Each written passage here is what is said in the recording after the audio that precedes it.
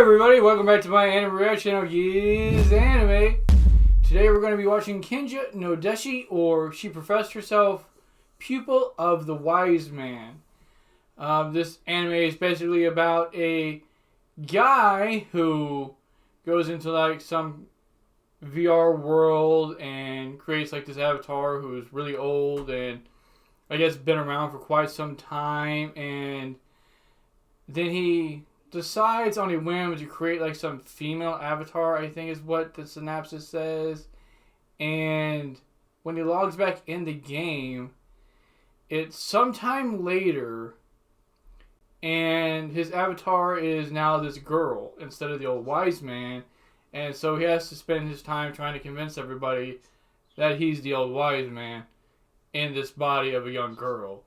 So after he creates this avatar of this girl, just kind of messing around, for some reason he's sucked into the game and the avatar is now the girl. So I guess maybe some kind of bug within the system. Regardless, he now has to spend his time trying to convince the others in the game that he's the old wise man in the body of the girl. With that said, I'm going to try to do this reaction review kind of differently than I have been. I'm not going to be watching the anime and then, commenting along the way. Instead, I'm going to be pausing at key points and kind of expanding on what's going on. And then, cutting out everything in between that, I'm not really talking about. I was planning on watching the anime by myself and then jotting down key points and just doing screenshots of key moments and doing like 1 minute synapses of those, going over those points, but that seems a bit tedious. So we'll try this, and if this is something you all enjoy or think might be better for the channel, work better overall, I'd really appreciate it if anybody who gets this far in the video listening to me ramble on might comment down below, if they enjoyed the new way that I'm doing things with this one anime, and suggest that I might do it with all the others as well. But with that said, let's get on to this one, see what happens, and I'll see you there. Alright everybody, here we go. Alright, so far what we've gotten is we have, our typical like Black Desert MMO. It's a PvP based game, it seems. There's quite a few others, that are PvP based. You got Guild Wars, etc. World of Warcraft really wasn't a PvP based game, it just had PvP. But this one seems like it's focused more on the players being allowed to take control of what's going on, to pick, what classes they wanted, and to grow from there. And there's other games that are similar that are coming out soon. I'll put a picture of them on the screen. So you have like these guys amassing wealth that they mention and just doing whatever they want. And at some point, a massive war breaks out, and the mages are kind of shafted, which I find kind of odd because mages are powerful. If somebody gets in melee range of them, okay, I can understand that. But if you're a really powerful mage, the odds of that happening are pretty small. So it's kind of odd. But now we're being introduced to this area. I think they said it was Arkham or Ark or something along those lines. Not to be confused with Batman Arkham. Apparently they learn how to better fight within this place. So we'll continue on and see what happens with that. We have King Solomon, who is obviously another player that has probably amassed an incredible amount of wealth. Like in biblical times, King Solomon in the Bible was the richest man that had ever lived and also the wisest man that ever lived. So we can assume that he's probably pretty smart and pretty rich. And then we have like these 9 elite they refer to them as wise men, even though there are girls as well, that I guess are like the top tier of all the magicians or fighters in this world. Our MC, who in the wise man form is Dunbalf, is like the King Solomon's right-hand man. He's the one he trusts the most, as he's the most powerful. I'm guessing he's a summoner who is able to summon an army of different creatures, as we see. So we're going over the list of people now. We've got this mage girl, he looks like an assassin guy, and we've got this assassin guy. So I'm not sure if the other one's an assassin or they're both assassins. This clown that looks like a Power Ranger. She's obviously a healer of some sort, a martial artist, probably a monk. And then Dunbalf, who again looks like he can summon all kinds of people to help him. Alright, so I kind of wanted to stop here because he mentions that he modeled his avatar after the two greatest media mages that lived. Given that his name is Dunbalf, I'm going to go with the fact that he modeled his avatar after Gandalf the Great from the Lord of the Rings series, and more than likely Merlin as well. I mean, Merlin's pretty much your tried and true wizard that everybody's aware of. He's probably like one of the oldest ones, especially in like the media and written literature that people are most commonly know about. So those are more than likely who he's modeled this guy after. So we're getting a bit of history of the fact that, you know, they've known each other for quite some time. They're obviously friends in the real world. This battle that they're about to go out with and fight against like these 10,000 monsters is probably just a part of the game. Not sure if it's a quest or if it's actually something that the other players have concocted to try to take this land against them. Because once more, this is like a PvP orientated game. Though I'm not sure how in a PvP orientated game people can manipulate the NPCs to the point where they can round them up to go fight fights for them. So that's a little interesting, and maybe it's something to do with like a bug or coding that whoever is doing this knows. But continuing on. Alright, so I wanted to stop here and address a couple things. So first off, we've got a couple players that are mentioned. Soulhowl, which is called the Great Wall. So I'm guessing he specializes in protection and, you know, being more sturdy.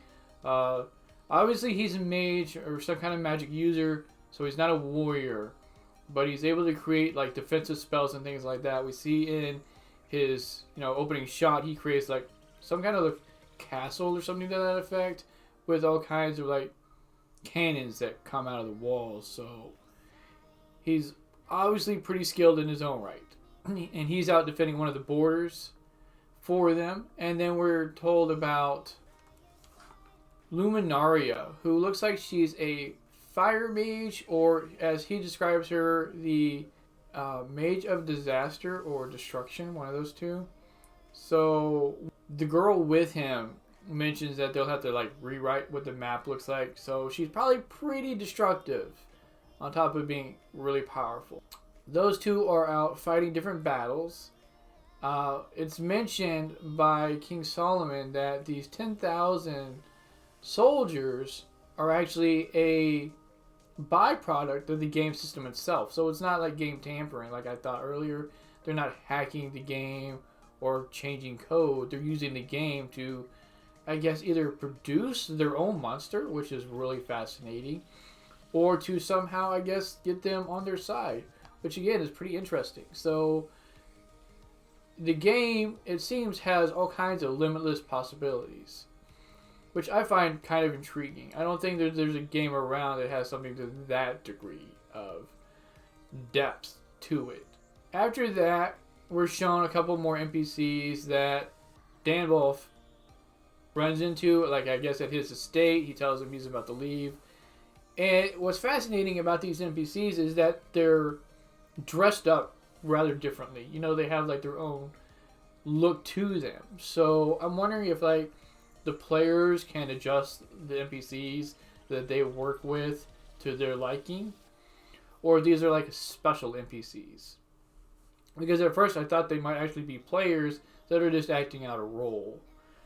And then, so we jump into his floating island. This guy has a floating island. So he gets on this thing, which is essentially like his mount, but much bigger, to head off to this army of monsters to try to take them on. He's mentioned earlier that he's not going to be able to stop all of them, but he's going to try. So we'll see what happens. Alright, so I definitely want to stop here and address this. So he's able to summon a lot more creatures than I thought he was able to. I thought maybe he was only able to summon like those dozen or so that we see him summon during the intro of the anime, and they're like just really powerful. But it appears that he's able to summon quite a bit more than that. And on top of that, he's able to summon like this angel, it appears, that enhances the, I guess, protection of the army that he summoned. Because we see here that they're all glowing, like this bright light around them. So I'm assuming that this is like an aura of protection, a defense buff or something to that effect. Or maybe even a defense and strength buff. So he is not only able to summon an army, but he's able to summon people to increase the strength of said army. And the fact that this angel is able to increase all of their strength, you know, that it's not just a select few of them or something to that effect, like a wall in the front, is pretty impressive. Alright everybody, I figured this would be a great place to stop at. Dunbalf managed to defeat the 10,000. I get the feeling that he's much more powerful than he states, because he even mentions earlier that he wouldn't be able to probably beat them, and then he goes in there and does it pretty easily. So I'm not sure if he expected stronger enemies and just not numbers, because there were a lot of goblins, but in your typical MMO, goblins are like the fodder enemies. They're normally the first thing you fight, and so they're probably really weak. And he goes in there, defeats them, goes back to the kingdom, talks to Solomon. You know, they talk about how he'll always be there for King Solomon, and then we get a little bit of story, and we're told that soon, like a few days after that, he just disappeared, and the entire, like, not just the kingdom fell into a state of despair because of that. And I guess the other wise man left too. So after he vanishes, everybody else just scatters for some reason. But we also learn that the world itself within this game is just thrown into like a tailspin. So his disappearance had more ramifications in the game than the area that they themselves created. So in a sense, he was keeping probably everyone in every kingdom in check. And along with the other wise men, you know, that Luminaria and Soulhowl, you know, defending like the borders and things of that nature, and they were probably used as well to send aid to other surrounding areas. So with them scattered and him gone, just the more corrupt players and things of that nature, the greedy ones that just wanted to destroy everything, sent everything, you know, into like, again, a state of chaos. So now we're, I guess, up to current times where we see his female avatar laying on the ground butt naked for some reason. So there's that. Alright everybody, so after his disappearance, we get like this long montage of her walking around the woods and like the meadows and the plains and the surrounding areas. Well, we see her fight a goblin and knock it into another dimension. So she still has some fighting ability. Now I'm really curious to see if she has the same amount of power as he did when he was Dunbalf. So we'll see if that power transfers, because if the power transfers, then I find it hard to believe that they wouldn't recognize him as the old wise man, Dunbalf, at all. Like, if she now in this form is able to summon that massive army, that should be a pretty dead giveaway, especially in an MMO. Just be like, yo, it's me. Also, I don't understand why they don't believe him in the first place, because he could just log out, call his friend, tell his friend what's up. So the premise that nobody knows who he is or believes that this girl is the old wise man is kind of weird because of the setting where we're in a game. Just log out, call your friend, and tell him. How hard is that? So my initial thought was he got stuck in the game and couldn't log out, because that would make much more sense. So we see as the montage continues that we notice that the kingdom is still pretty much alive and well, that the city is still flowing pretty calmly or lively. So I don't know why we're told that everything was thrown into turmoil, because it sure doesn't give off that vibe. You know, if we came into this city and everything was chaos and all the buildings were torn asunder and most of them were, you know, just barely there, then I could get the feeling that this great upheaval of powers happened because of his experience a lot easier. Because after we see, like, the city, you know, we're shown his friends or the NPCs that he hung around with. We're shown one of the other wise men, the girl who looks like a martial artist, and she's, you know, fighting this bear. And then we jump over to Solomon, who looks like he's going over numbers. And he has this shocked look on his face, but he's still there. The kingdom's still running. Things seem to be progressing. We're shown that this place has advanced in, like, their technology, because we see, like, this, it looks like a tank, I think. So I don't understand how this really works, because again, we don't look like we're in any kind of chaos, turmoil, panic.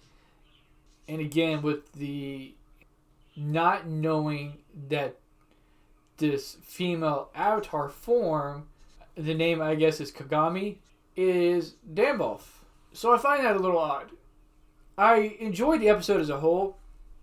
Some of the CGI was a little lacking, but for the most part it wasn't near as bad as Overlord. Again, CGI is a bit jarring though. We will definitely be continuing this series. Let me know how you all feel about the way I'm doing this video reaction though. And if you enjoyed the video reaction, I'd really appreciate if you would hit the sub button down below, leave a comment, hit that like, and catch me in the next video where we'll be reading the manhwa, The Return of the Disaster Class Hero. And I'll catch you next time.